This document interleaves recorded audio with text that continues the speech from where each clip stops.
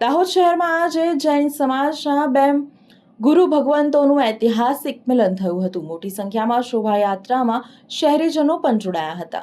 દાહોદ શહેરમાં આજે જૈન સમાજના બે ગુરુ ભગવંતોનું ઐતિહાસિક મિલન સ્ટેશન રોડ જૈન નસિયાનજી પ્રાંગણમાં ખૂબ જ હર્ષોલ્લાસ સાથે કરવામાં આવ્યું. મોટી સંખ્યામાં શ્રદ્ધાળુઓ પણ ઉપસ્થિત રહ્યા.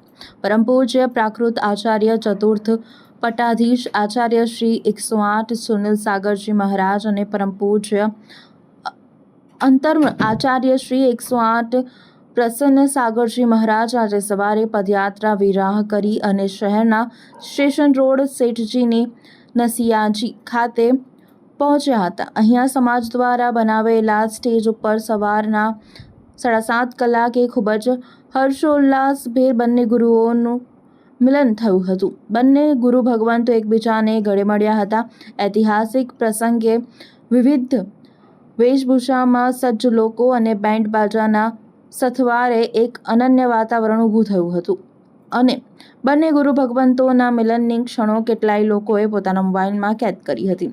આ પ્રસંગે શહેરના જૈન સમાજના અગ્રણીઓ શહેરીજનો ઉપસ્થિત રહ્યા હતા. બંને ગુરુ ભગવંતો સહિત સંઘ અને શહેરીજનો મોટી સંખ્યામાં શોભાયાત્રામાં જોડાયા હતા.